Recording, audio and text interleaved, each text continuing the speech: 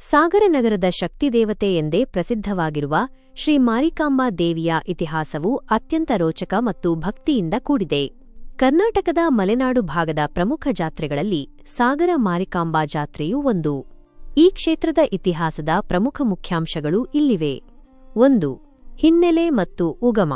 ಸಾಗರದ ಮಾರಿಕಾಂಬಾ ದೇವಿಯ ಇತಿಹಾಸವು ಸುಮಾರು 400 ವರ್ಷಗಳಿಗೂ ಹೆಚ್ಚಿನ ಹಳೆಯದು ಎಂದು ನಂಬಲಾಗಿದೆ. ಮೂಲತಃ ಈ ದೇವಿಯ ವಿಗ್ರಹವು ಸಾಗರದ ಸಮೀಪವಿರುವ ಕೆಳದಿ ಸಂಸ್ಥಾನಕ್ಕೆ ಸಂಬಂಧಿಸಿದ್ದು ಎಂಬ ಪ್ರತೀತಿ ಇದೆ. ಕೆಳದಿ ಅರಸರ ಕಾಲದಲ್ಲಿ ಈ ದೇವಿಯನ್ನು ಆರಾಧಿಸಲಾಗುತ್ತಿತ್ತು. ನಂತರದ ದಿನಗಳಲ್ಲಿ ವಿಗ್ರಹವನ್ನು ಸಾಗರಕ್ಕೆ ತಂದು ಪ್ರತಿಷ್ಠಾಪಿಸಲಾಯಿತು ಎನ್ನಲಾಗುತ್ತದೆ. 2. ಜಾತ್ರೆಯ ಮಹತ್ವ.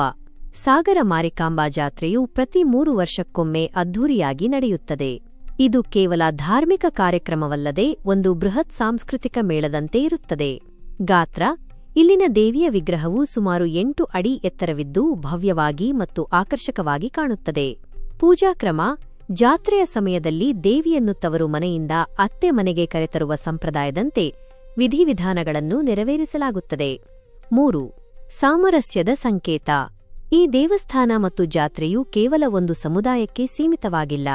ಜಾತ್ರೆಯ ಪೂರ್ವಭಾವಿ ಸಿದ್ಧತೆಗಳಲ್ಲಿ ವಿವಿಧ ಸಮುದಾಯಗಳ ಜನರು ಪಾಲ್ಗೊಳ್ಳುತ್ತಾರೆ. ದೇವಿಯ ರಥೋತ್ಸವದ ಸಮಯದಲ್ಲಿ ಸಾವಿರಾರು ಭಕ್ತರು ಮಲೆನಾಡಿನ ಮೂಲೆಮೂಲೆಗಳಿಂದ ಬಂದು ದೇವಿಯ ದರ್ಶನ ಪಡೆಯುತ್ತಾರೆ. 4. ದೇವಸ್ಥಾನದ ವಾಸ್ತುಶಿಲ್ಪ. ಈಗಿರುವ ದೇವಸ್ಥಾನವು ಆಧುನಿಕ ಮತ್ತು ಸಾಂಪ್ರದಾಯಿಕ ಶೈಲಿಯ ಮಿಶ್ರಣವಾಗಿದೆ. ಗರ್ಭಗುಡಿಯಲ್ಲಿ ದೇವಿಯ ಉಗ್ರ ಸ್ವರೂಪದ ಸುಂದರ ಮರದ ವಿಗ್ರಹವಿದ್ದು ಅದನ್ನು ವಿಶೇಷವಾಗಿ ಸಿದ್ಧಪಡಿಸಲಾಗಿರುತ್ತದೆ. ಗಮನಿಸಿ, ಸಾಗರ ಮಾರಿಕಾಂಬಾ ಜಾತ್ರೆಯು ಮಲೆನಾಡಿನ ಸಂಸ್ಕೃತಿಯನ್ನು ಜಗತ್ತಿಗೆ ಪರಿಚಯಿಸುವ ಒಂದು ಮಹತ್ವದ ವೇದಿಕೆಯಾಗಿದೆ.